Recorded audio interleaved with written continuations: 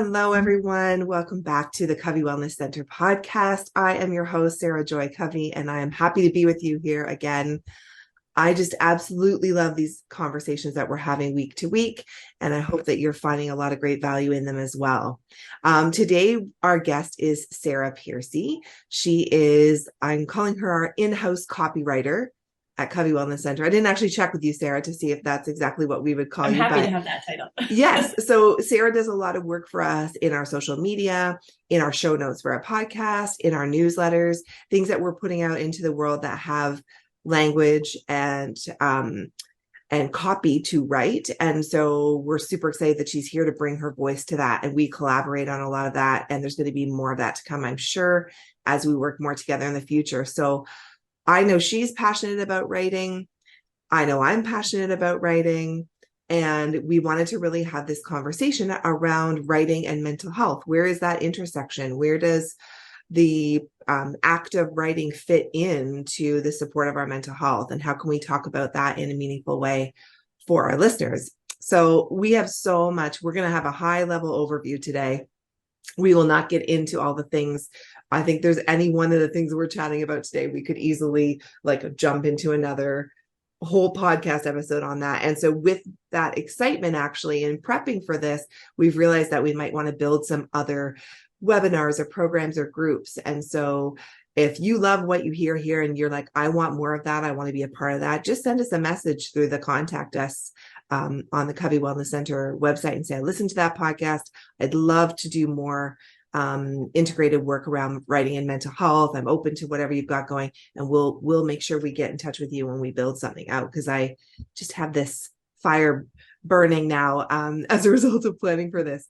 So some of you may not know this. I was an English teacher in the public education system for about 15 years. And of course, took a literature degree before that, and then went back to school to become a psychotherapist when I was significantly older with 4 kids at home. And so this career is actually second career for me. So part of my passion for this is that it really merges those 2 careers, like my passion for writing and books and also my passion for mental health. And so this is just a great, exciting conversation for us. So let's just start off. I think, Sarah, maybe just before we jump into our questions, let's just tell me a little bit about yourself and what draws you to this topic of writing and mental health. Yeah, I'd be happy to. So I have always loved words since I was a little girl. I liked writing and poetry and that kind of thing. I tended to get a lot of compliments from my English teachers through high school. But it was never something I pursued professionally. I just kind of enjoyed writing personally. And then my career, I was an executive assistant for over 10 years for a very good writer, and just exposure to his writing for him and with him helped me really sharpen the skill. And then I felt this tug on my heart and in my life that I needed to explore my own voice and figure out what I needed to say to the world. And the process of writing for me ended up being very mentally and emotionally helpful or valuable. Right. So I write in a sense for my own mental health. But it started as just this tug on my heart is this is something I need to do. This is something I need to do. You know, when you just get that gut feeling I shouldn't ignore this. Yes, it's almost a restlessness. It's yeah. I sort of feel this need, I gotta write. I don't know what else to do with that, but I got to do something with this. Yeah. And so sometimes I wonder if I actually need to do that because it's good for my mental health, and that's the tug. But I love words and language, and how language can take a very 1 or 2 dimensional subject and give it depth, and 3-dimensional, 4-dimensional. And you can just explore life in the world so much through language. So I told my husband once, I just love words. I love words. And now, me too. Whenever I can't think of the right word or I say the wrong word, he's like, you love words, right? So it's kind of this joke of do you love words? If so, get it right. Yeah. Yeah, if so, get it right. But yeah, language has just been this really valuable part of my story over my life, but I would say I didn't intentionally pursue it. Yeah. So interesting. It sounds almost like it was the act of writing that solidified for you that it was important. Like it wasn't like, Hmm. I think this is important, so I'm going to go write. It was Right. more like, I'm going to write, and oh my goodness, like This is the helpful. insights that are coming from this. This is so Yeah. helpful. Why haven't I been doing this all along? Right. So that's so interesting. And also just your points about language and how language brings meaning and clarity, you Mhm. know, and so when we can put language to something, which is something we do a lot in therapy, but also is done in writing, we make sense of our experiences in a more clarifying way. So there's a lot of power in that. And I think this is a tool that certainly the research supports. There's tons of evidence to suggest it's kind of like, I don't know if this is a fair comparison, but it's kind of the way I feel about also like social support, like social connection and community. There's so much research about how good that is for you.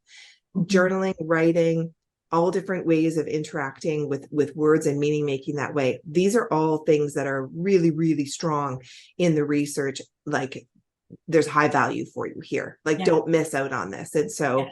it's not just our own sort of passion and love of words, but also our experience of how that is so truly helpful. Like that it's really life changing, it's mindset changing, all those things. So one of the things I was thinking about in the shift from thinking about writing as from an education standpoint. So of course I was an English teacher and then like a master's student. And so there's a lot of writing, but that's not really, we're not really talking about like product.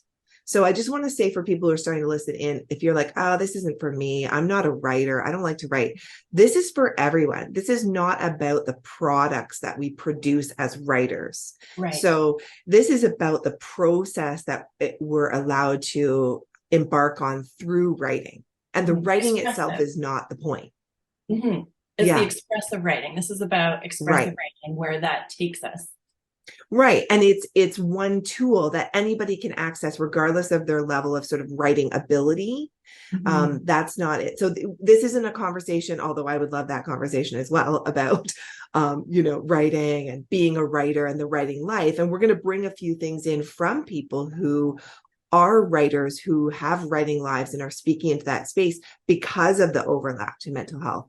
But it's not just, this is really just looking at writing as a tool and various ways to access that tool for Mhm. mental health growth and movement. So don't tune out if you're somebody who's like, oh, I'm not a good writer, I'm not, I don't like to write, I'm not, that's not for me. It is for you. And so hear us out to the Absolutely. end. Mhm. So Absolutely. let's talk. We've alluded to a few things here, but let's talk a little bit about what does writing do for you, Sarah? Like when you think about what writing means to you, does for you in that mental health space. Talk about that a little bit. Mhm. So writing for me gives me space to explore what's going on inside me, what I think about things, what I feel about things. Um, I I don't know if you've heard of this book, Resilient by John Eldredge. Um, Mm-hmm. in Resilient, John Eldredge talks about our depths. So he talks about most of our life is lived in the shallows. It's the what's for dinner. It's I got a text message. I have to clean out this inbox. Our life is lived in the shallows the majority of the time. And more in our culture, we're kept in our shallows because of the speed of life. Our pace of Mm-hmm. life is really fast, and there's just a lot happening, and we have the ability to do a lot because of all the tools at our fingertips. So Yes. it keeps us in the shallows a lot. And then I think he calls it the midlands. The things that we care about, the things as we're falling asleep that we think about, oh, is my son going to be sick? Oh, what am I going to do about those bills? It's our sort of our worries and our cares and the things that we're concerned about through the day or maybe really thankful for. Mm-hmm. And those are the things that, like in the Midlands, they come up as you're going to bed at night or when you have a minute, they come to mind. Yes. So there's the Midlands, but then there's the depths. And we rarely spend time in the depths of our Mm-hmm. soul or our being, or however we want to name that. And writing for me takes me from the shallows into the Midlands and into the depths. If I Oh, I love can, that. if I can write, whether it's for me or whether it's for others, I tend to like to do expressive writing in general and share it. Because I just believe we actually all have a lot of shared experiences that we don't talk about from the depths. Um, Right. so when I write, it takes me out of those shallows of like the quickness of all every day. And it Mm-hmm. lets me process what's happening in the midlands of my life and in the depths. And that process Mm-hmm. is so valuable because otherwise, I have three little kids. Otherwise, I don't do that very much. No, that's right. And it's bringing our awareness to that and making space for that in our lives in a Mm-hmm. tangible way. Like here's a tool that can actually, I love that, move us deeper, and into Mm-hmm. more focused work, like even Cal Newport's work around deep work. I think that's what Yes. his book is called. Yes. And it's this idea that we are so distracted in the shallows, as you say. And it's this idea of like, can we use something that's going to actually allow us to settle in and go beneath that and get Mm-hmm. to some of the core things that are happening? And of course, from a therapy standpoint, we have things happening in our systems all the time, in our nervous system, due to trauma, personality patterns, all sorts of things are acting upon how we're behaving in the shallows. Mm-hmm. But we don't often understand them or take time to unpack them, process them, even be able to name what those core beliefs or those patterns are. And so writing can really start to reveal some of that, right? So I think that it does bring that clarity. It can bring solutions. It can, can really give us a place to put things that we don't have a place for otherwise. I think it's a great tool. Like often people who are inclined and willing to try, I will always encourage them to journal, or jot things down through the week between therapy sessions, because that's a way of keeping the work going, that Mm-hmm. you're sort of doing conversationally in a therapy session. You're able to kind of carry that on and do some self therapy Mm-hmm. through your journaling. And so, it's great for that. Yeah. Yeah. Allison Fallon, you know the book, The Power of Writing It Down. Yes. So Allison Fallon talks about writing being a therapeutic tool in addition to your hour of therapy that you might have. If Yeah. you go home and write for 20 minutes a day for 4 days in a row, it doesn't have to be months at a time. Go Mm-hmm. home and write it down. Write down what you talked about with your therapist, 20 minutes a day, 4 days in a row. There's a study that shows significant increase in mood, in immune system function, empathy, like all types All of the things. things. And like it's a tool that can help you go farther faster in therapy in a sense. Mm-hmm. And she cites several studies. I think she said hundreds of studies that Yeah. are evidence of the value of taking time to write things down. And it Yeah. doesn't ever have to be read by somebody else, right? Like Yeah, exactly. It's sort of interesting that her work really focuses on expressive writing, but that 20 minutes, 4 days in a row has the power to extend like 6 months worth of value. So even if you can do this take a little mini long weekend, like we're not going to be releasing this on the Easter weekend, but we're recording it just before the Easter weekend. But if you had even a long weekend, you could write 4 days in a row, and that would be enough of a reset for a lot of things. And we're talking about, like an hour and a half of time total. So obviously you can do more than that, and you may want to integrate that more in your day. We'll talk about some ways to integrate into your daily rhythm, but it doesn't necessarily even have to be a commitment to do this on the regular, mm-hmm, because there's benefits to do it seasonally. mm-hmm, Once every year even would give you 6 months of value, so yeah, so lots of really good like encouragement and kind of freedom to not feel the weight of this as a strategy, mm-hmm, that it's going to work for you even with that really small amount of time. mm-hmm, So let's maybe talk about that and move into kind of some forms of like what our favorite forms are. Maybe talk a little bit more, because we're just piggybacking on that, on the expressive writing that Allison Fallon outlines in her book. And just for everybody who's listening, we will put all the books and resources and links and podcasts and stuff in the show notes. Sarah is the person responsible for that, so she will be intimately aware of all the things we're talking about. So the books we've already mentioned and ones we'll bring up later. And of course, you're welcome to come into the bookshop any day except for Sunday. That's the only day we're closed. And peruse the shelves and see what kind of resources we have here. But we will capture those. So if you're driving or something and you're wondering, they'll be in the show notes. So let's pick up on Allison Fallon's expressive writing and kind of how she frames that type of writing as one of your, sounds like your favorite forms, really. Mhm. Yeah. Mhm. Yeah. It's talking about, or it's not talking about, it's writing about your thoughts. It's writing what you're thinking, how you're feeling about what you're thinking, and giving yourself space to get that out on paper. Mm-hmm. And it's interesting because she said, if I were to come into the room, Sarah, and say, "How was your day?" And you said, "Oh, I'm a little stressed out today." And I'd be like, "What's going on?" The answer you might tell me Mm-hmm. would be different than the answer you might write down, because you're Yes. literally accessing a different part of your brain when you're writing than when you're speaking. Mm-hmm. So you might say, "Oh, just got a lot of things on the to-do list." But if you were to sit and write it down, it might be something that you're actually deeply concerned about, but not giving Right. yourself Like space a to process. fear or Yeah. something I'm angry about, or yeah, right. Yeah. Or like a relational dynamic that's coming up, that there's just, when we write, especially expressive writing, we're accessing a different part of our brain than when we speak. Like there's value in conversation and social connection and processing things with people, but there's Mm-hmm. also value in writing down our thoughts, writing down what we feel about what we're thinking, and getting those out. And Mm-hmm. I think there's a lot of different ways that we can do that. It's probably not a one size fits all type of thing. Sure. I actually found that I'm not a terribly consistent journaler, in the sense of just writing things down for writing it down's sake. Yeah. But the most consistent season of my life, I actually wrote my journal on my laptop because my fingers could type faster than my hands could write. Oh, And that yes. just allowed my thoughts to flow a lot faster, and I didn't filter them, and I just got it all. I got it all out Mm-hmm. because I'm a typer. Now, that Yeah. might not be true for everybody. Some people might write faster than they type. Yeah. But even that process of getting the words out Mhm. is so And valuable. keeping up with your brain. I mean, that's the Mm-hmm. point you're making. It's keeping up with what's happening without censorship, without Yeah, editing, so that you can let things just dump out. There's sort of yeah.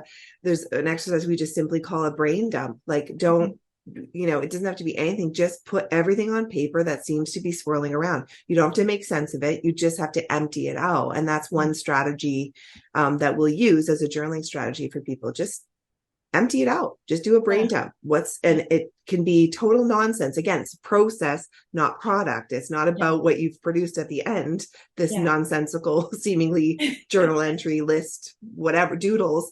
Just, yeah. it's about being able to empty out your mind, to clear out that space, and maybe even begin to notice some themes or things that you really do want to pick up on, but all the Mm-hmm. clutter comes out. So Yeah. And yeah, and sometimes it's surprising what comes out, it is right? surprising. It is Yeah. surprising. I'm going to talk a little bit about getting at those first thoughts in a minute, but I just piggybacking on Ali Fallon's work. I loved what she said about, if you need, like, writers often talk about prompts, like staring at a blank page can be really hard. Mm-hmm. And so you need something that's going to start you into the writing typically.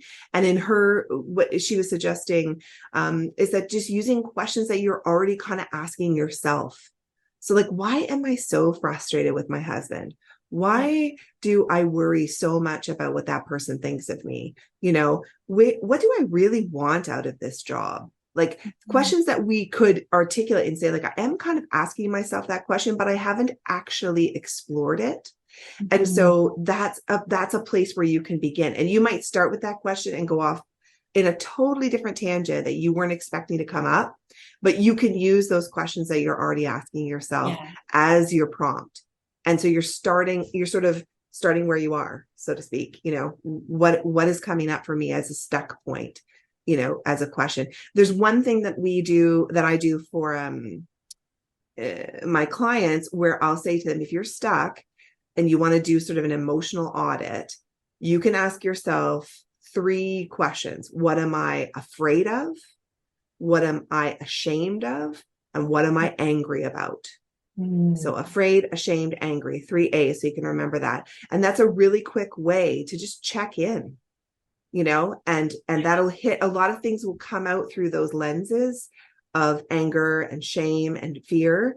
Mm-hmm. But it's not always about those things, but that's what you'll notice. And then you can dive deeper through writing Mm-hmm. to figure out what's propping those things up. Like we talk about the anger or the iceberg for emotions, and like what's poking out the surface is propped up by a great big huge iceberg and of a whole bunch of other emotions. But what you're seeing on the surface is fear, or you're seeing shame, or you're seeing anger.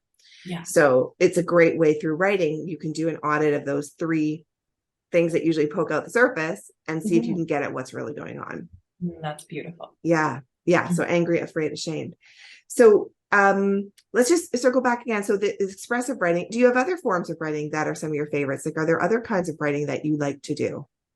Actually, I have really simple writing practices, usually in the morning, not every day, but almost every day. I actually got the mindful journal from your bookshop. Lovely. But I have been loving that. So it has prompts in it, like things that I'm grateful for the day. And it's like, literally, I write 3 things down. And I don't have a lot of time for this practice because my mornings are very busy. We have a 2, 4, and 6-year-old. So I just take some time to jot those things down. And then it's like, I write down the things that are important for the day, the things that I need to focus on for the day so that my mind isn't spinning. What do I need to get done? Do I need to call anybody, text anybody? And the journal is very simple. And there's even like boxes to circle how much water I drank that day. So it gives me, it helps me give attention to what's going on in my mind and filtering out what's important for the day and letting go of the rest. And that process has been really healthy and helpful for me, because I can often feel like I'm just spinning from one thing to the next, like a stone skipping across the water that just doesn't stop skipping. And what is the priority? How do I weed through that and be focused, right? So something simple like that kind of almost structures your thoughts for the day. Yeah. So that's not as much creative or expressive writing, but it is a form of writing that's really been helpful to me. Right. And I think that's important to note here too. Like, expressive writing is probably the central sort of therapy related type tool. However, there are lots of other ways, like through, like you say, keeping a daily mindful journal that helps you focus for the day. That's also very clarifying and helping with rumination and helping with distress and overwhelm, right? Because you're writing it down. Lists can be that. Lists can be helpful, and in terms of getting the things out of your head so you're not circling, afraid you're going to forget things, putting them in somewhere. Like, there's a lot of ways in which writing things down can free up your mental space for the things that you need to do in that moment, so that you're not so cluttered. So even functional things like that with writing, I think that's so helpful. One of the things that I think is undervalued, and maybe this is my teaching background, but taking notes, like actually taking notes. And one of the strategies I used to use with my students, and I do with myself and always have, is the strategy I call marginal comments. So in a book where you're really trying to glean, wisdom and information and understand, you're wanting to do that deep work. Like, maybe you're reading a spiritual book or a self-help book, and you want to get out of that book, excuse me, what the value is for your life. And so you don't want to just have that absent-minded skimming through the reading, not able to take it in, assimilate the information. So I'm a big proponent of, I don't do this as much in fiction because it takes me back to writing papers in university where I was marking up all my novels, and I was always like, no, that's a story. So it's not that I don't jot things down. I absolutely jot quotes and mark pages and things like that. But this is more for like a nonfiction book, I would say. And I'm highlighting things, excuse me. And I'm writing questions. What does that mean? Why do I like that word? Starring things. I used to have my own system that I taught to students with little symbols that you could put in the margins where you were indicating a theme or an idea. And so you can sort of create your own marginal comment system so that you're like really interacting with those words and that book in a way that draws it into you, that you stay with it. And then you can revisit that and see what you highlighted, see the questions you have. Then you can do some journaling.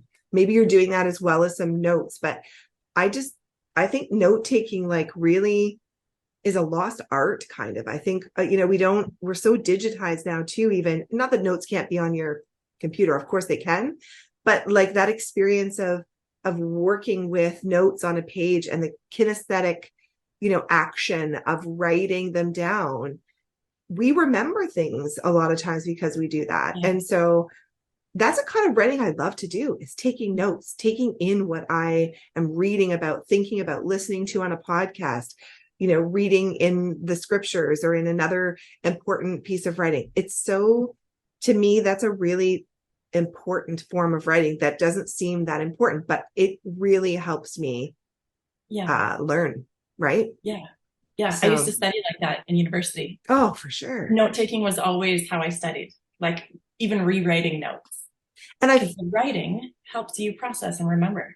Absolutely. And not everybody's wired up maybe precisely that way, but at the same time, it's not just for school, right? And this is where you could study, like if you got a book on let's say something that was relevant to what you were going through, like say you're dealing with addictions in your family and you're reading a book about that. If you're highlighting and doing marginal comments and writing notes about that, you're going to get a lot more out of that book than if you're just going through page after page with no interaction with it.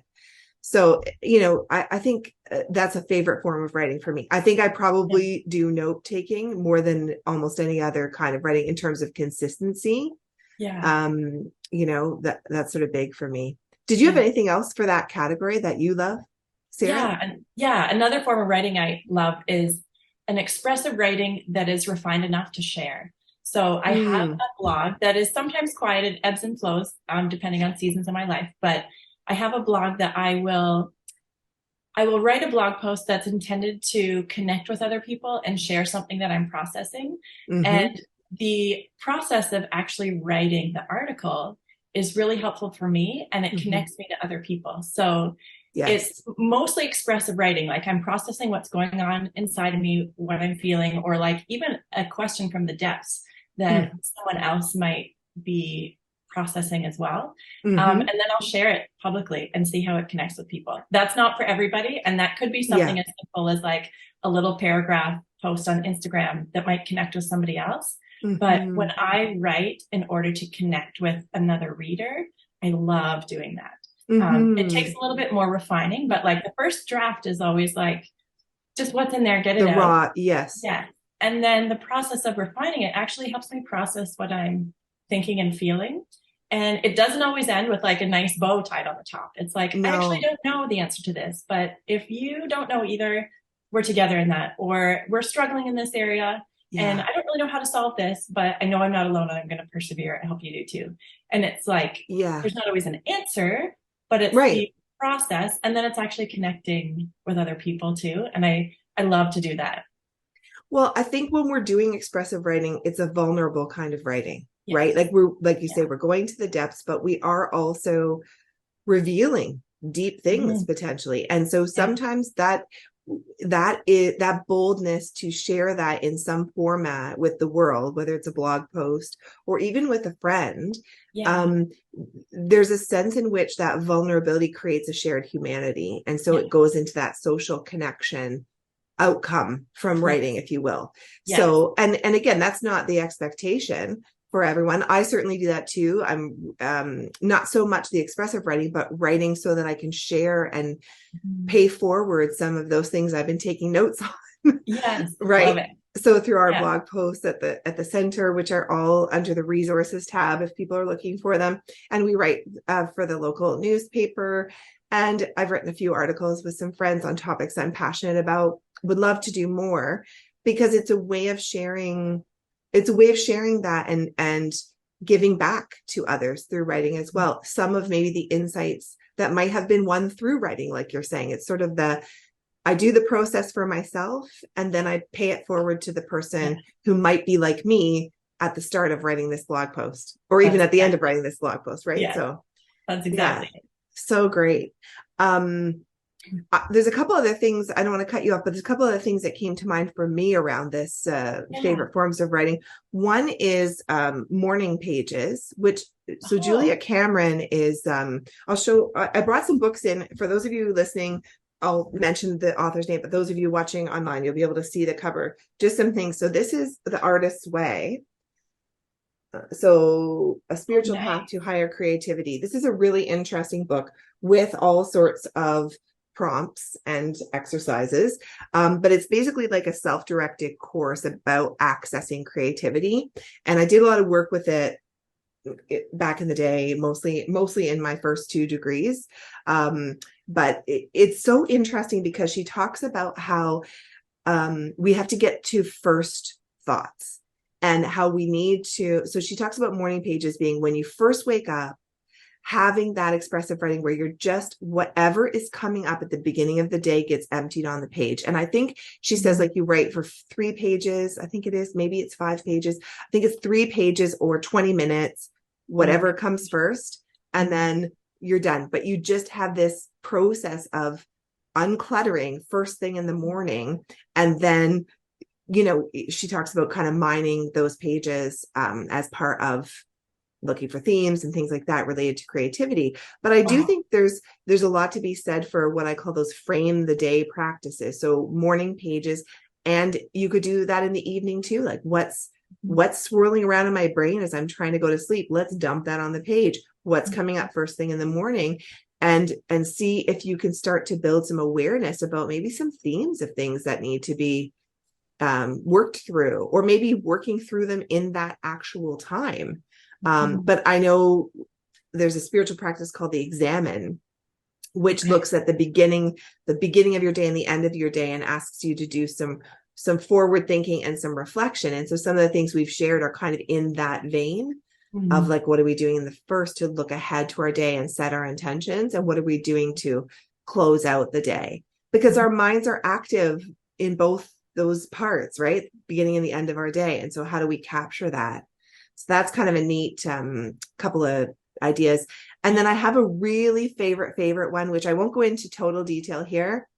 This is my absolute favorite, First Thoughts. It's an expressive writing option, but it's the one I've taught the most, from Wild Mind, which is a book by Natalie Goldberg, who's a writer. And it's on the writing life. But what she's really talking about is being able to bypass your editor and just write, like just keep things flowing so that you can get at what's going on. And so although she's coming at it from the angle of really going to the depths for the purpose of your creative work, it works so well for the purpose of your mental health. And you even share that connection that if you are a writer and you're doing these kinds of writing, this will inform your ability to be an honest writer in the actual world.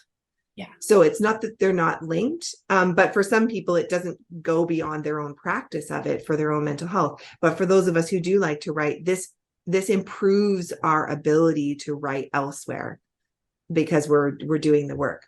So we're going to link, there's a link to just the excerpt from her book that kind of outlines what this is called, but she calls it Wild Mind.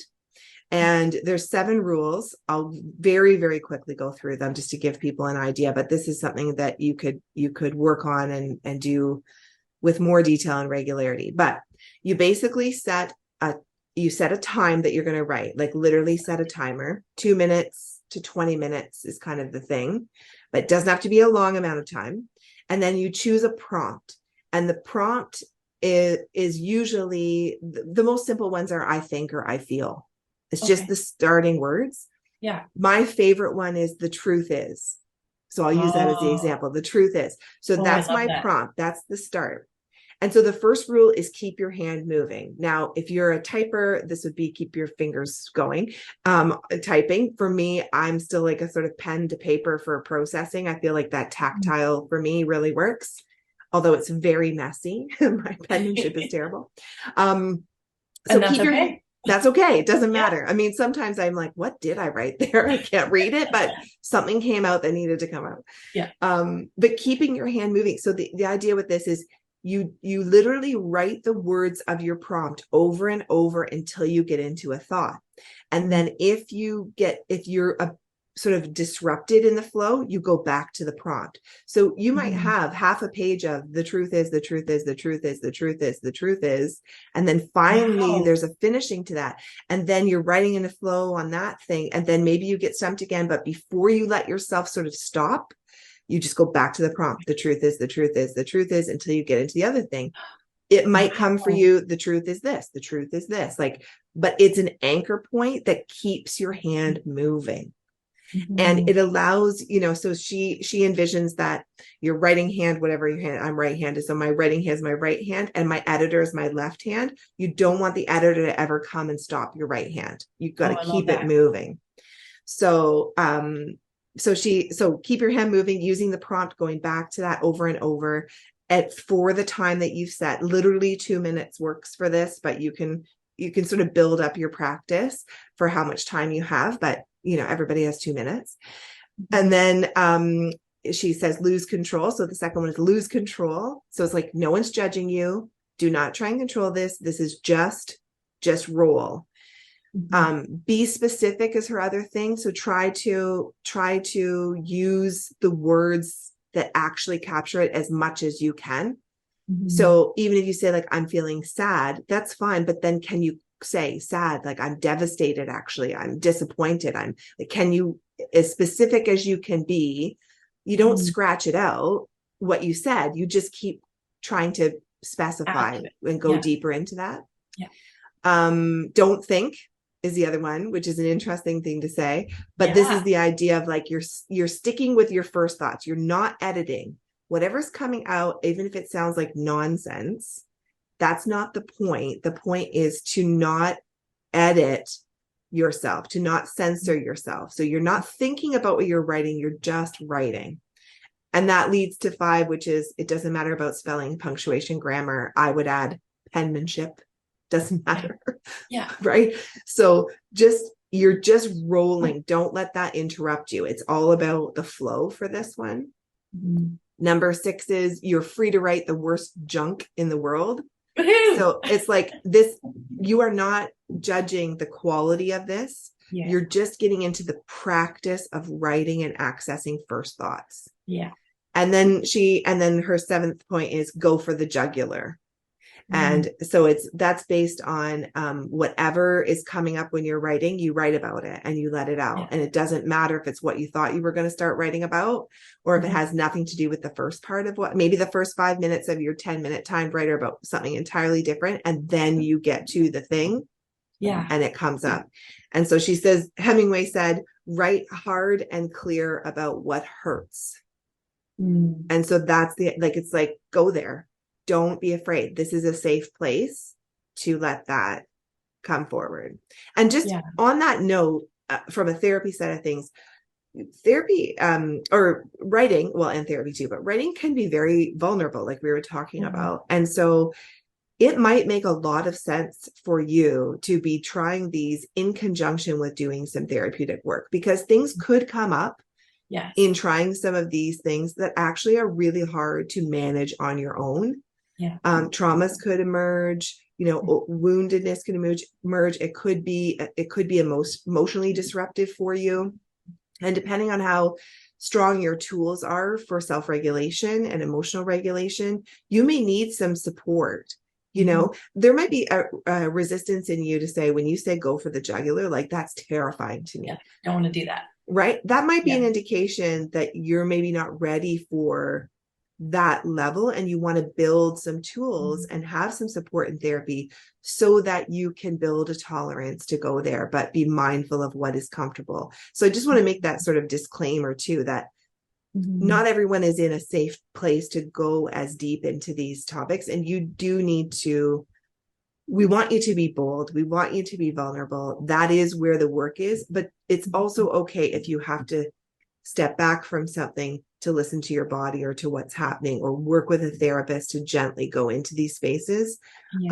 Because, the point is not to unlock things that would be re-injuring. It's about processing and moving towards health. But healing. Sometimes that can take more, it can be hard before you get to the good, So it's harder before it gets better, you mean? Yeah, sometimes it can be. So just to be gentle with yourself in that, and know your own limits, even though we're offering these strategies, and don't be afraid to reach out for support as you're, experimenting with them. So, I would just add to that, that when you write out of a place of vulnerability, you can be writing and thinking, oh my goodness, what if somebody finds this?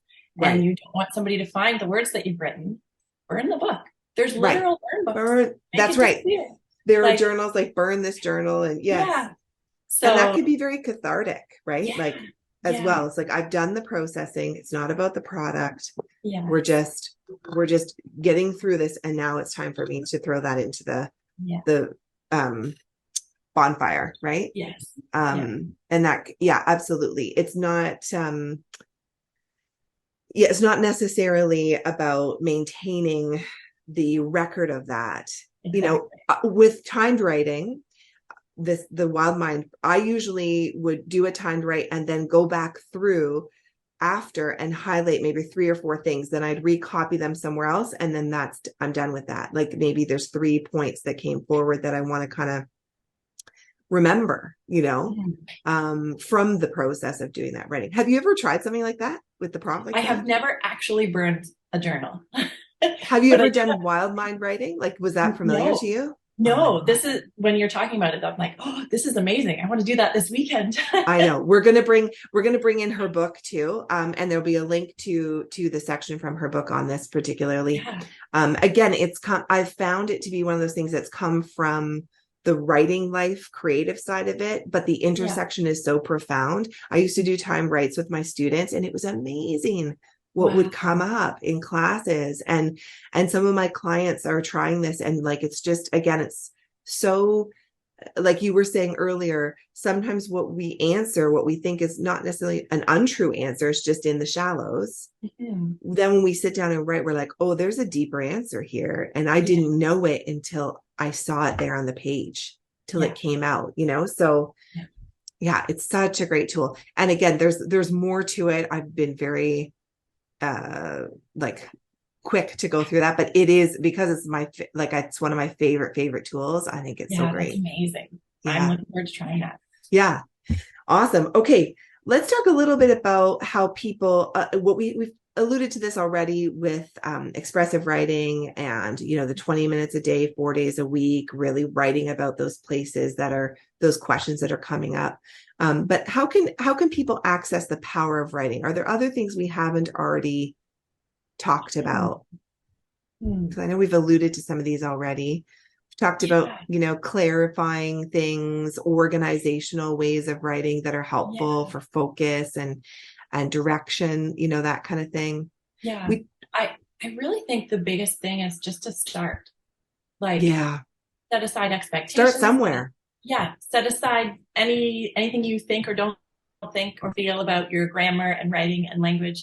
Like, just start and see what Mhm. happens. I think the best way to try to access the power of writing is just to start, because the power Mm, it isn't in the way we do it, it's that we do it. Um, agreed. and Yeah. it's interesting because there's so much research and evidence that says writing is really, really good for us on many levels. There's Hmm. one study that has people going to the doctor for viral infections 50% less often I because they know. wrote I 20 minutes know. a day, 4 days in a row. It's like The they mind don't body actually. connection is amazing. Yes, and Yes. it's like we don't actually know why it works so well, but there's a lot of evidence to say that it works really well. Yeah. And so And to I me, think we that's the thing. that's enough, and try it, because you'll see that, like, just like Yeah, you were saying when you were working, you're like, oh, I tried this and I realized, wow, this is actually, maybe this impetus is for me for my mental health, and then it's yeah, just a bonus that we're able to pay that forward, hmm because I'm a writer who can then turn that into something to share with others to help them. hmm But that impulse, like listening to that impulse to write, to try it and see how it changes. yeah.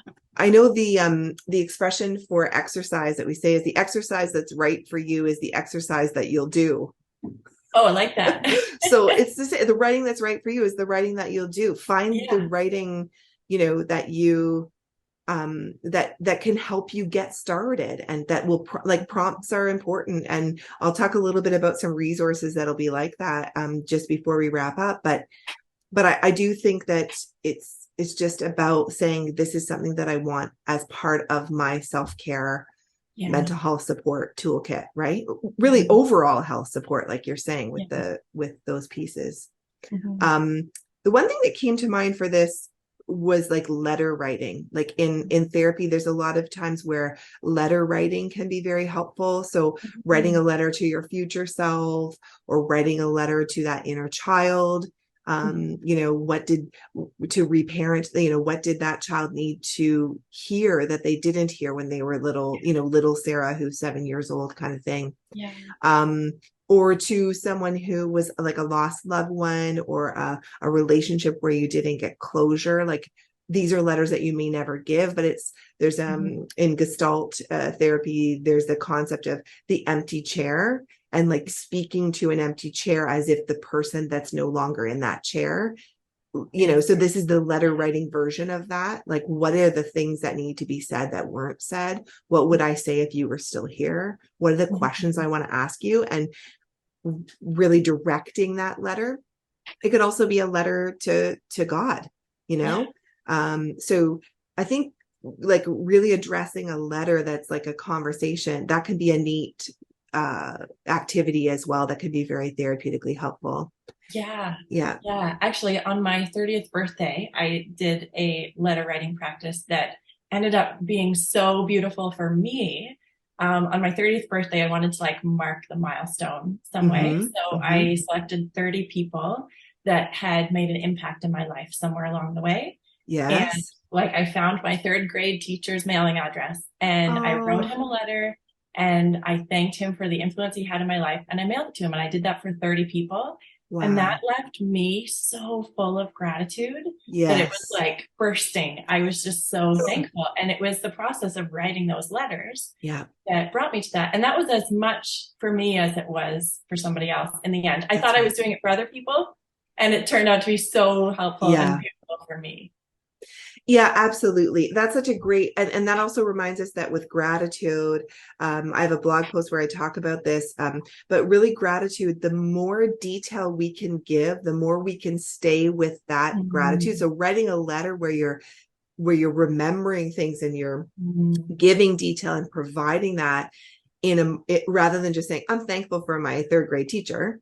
It's Mm-hmm. like, third grade teacher, these are the things I'm thankful for, and this is Yeah. what mattered. Like we know from the research, the more specificity we give to the gratitude, the more powerful it is, and the Mm-hmm. longer we stay with that, the more it fuels our mood and our thriving, right? So that's an example of that. One other strange one that people think is strange, but it's actually extremely clarifying, is writing your own eulogy.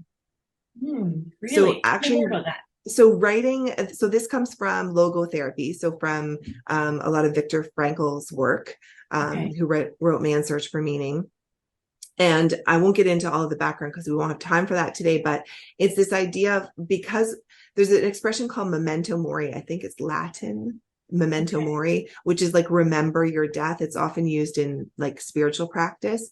And Mm-hmm. actually it's very linked to like the Lenten season, and why people practice Lent is to remember that Okay. we are like ashes to ashes, dust to dust.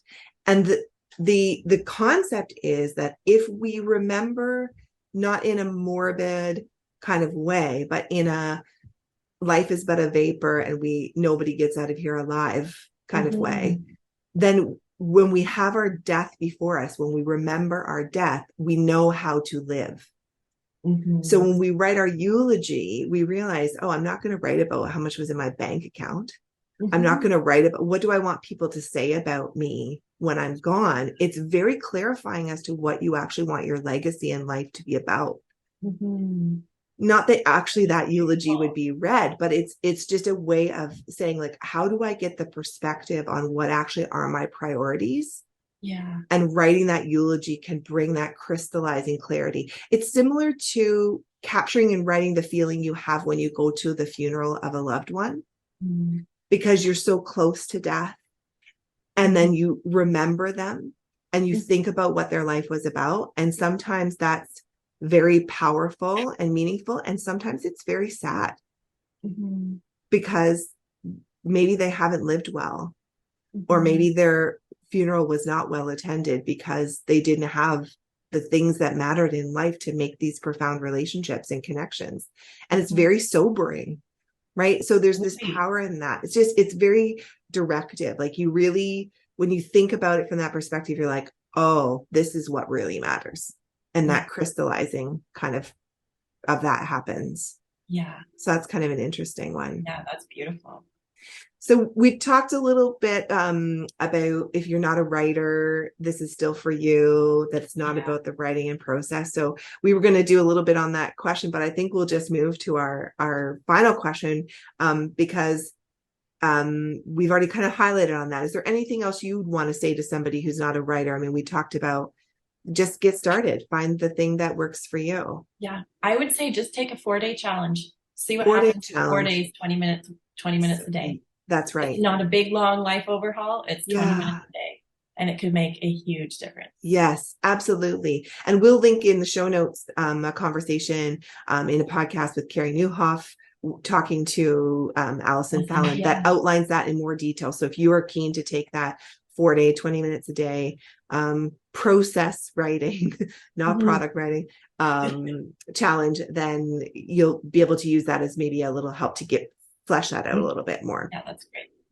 So one of the quick things I want to do just before we wrap up with the last few minutes is just show you a few examples of some resources that we have here that would hit some of those different points. And I'm not going to spend a ton of time, but just to kind of highlight some of them so people understand maybe what might be out there to help them get started.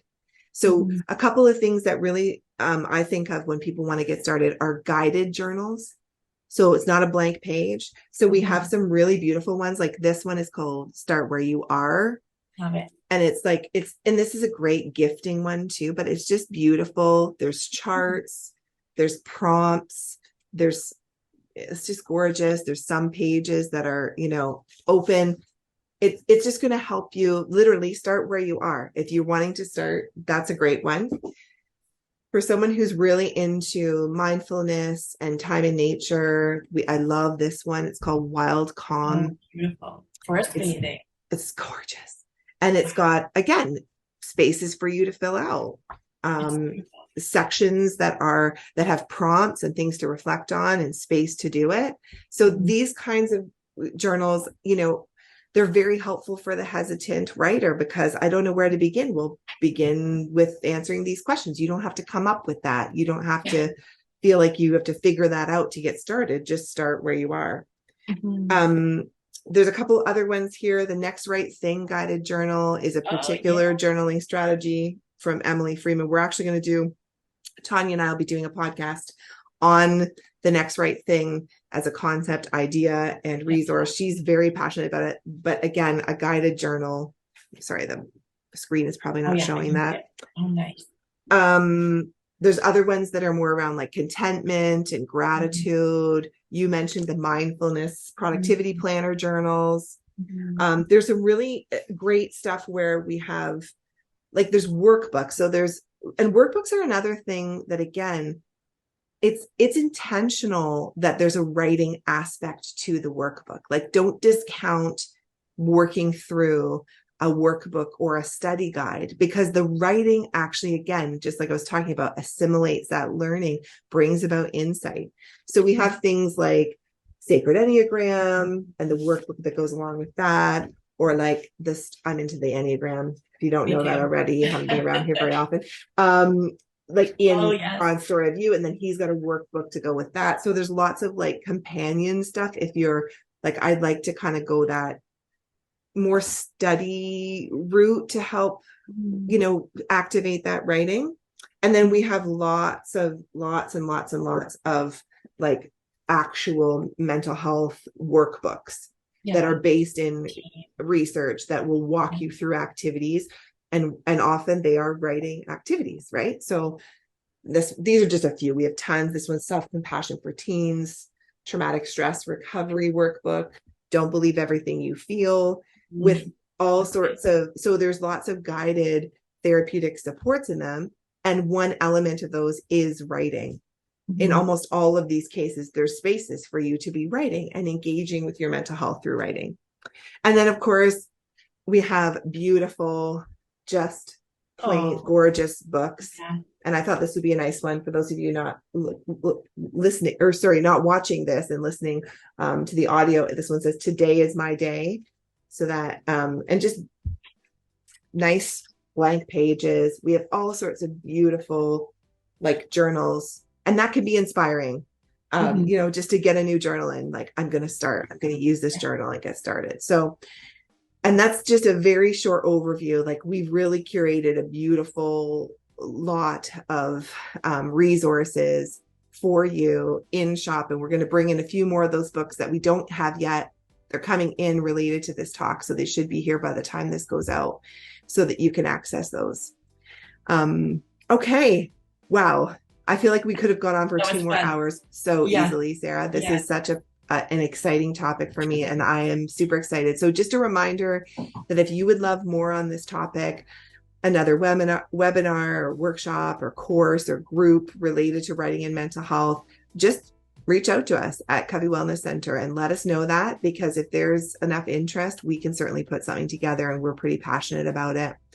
And also, again, a reminder that if you need some support as you are doing some of this writing, as you're getting into this work, even if it's self-guided to start, just know that you're not alone. There's lots of therapists here to support you in doing that and to coordinate that care with you so that it's done safely and effectively, and so that you have that shared combo, because that combo of therapy and journaling can be really powerful when it comes together as well. And so this can, even though this can be absolutely done as a self-directed activity, again, there may be reasons why it makes sense to pair it with some therapy as well as you're getting started. So don't hesitate to reach out. Same spot, contact us form on the website, fill that in, and our team will be in touch with you. Thank you so much, Sarah, for taking the time today. I just am thrilled about how this conversation has come together and inspired me to get back into more writing myself. Me too.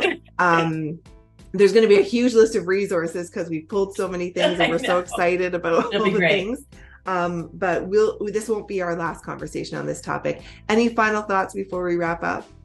I don't think so. We covered some great bases. Yeah, we did. We absolutely did. And I hope this has inspired our listeners as well as us to really harness that power of writing things down. So I look forward to hearing from people who've listened. Please do subscribe, share the podcast with people who you know might get something out of it and find value in it. We do this to provide value in the world and to give back to our community. So please do make it accessible in the spaces where it makes sense to do so. And let us know if you loved it. Drop a comment. We'd love to hear if the work we're doing is resonating with you here. So we'll sign off for today. Thanks again, Sarah, for joining me. I look forward to more conversations on this. And thanks for tuning in and listening to the podcast today. And we hope to see you again at our next episode. Bye. Bye.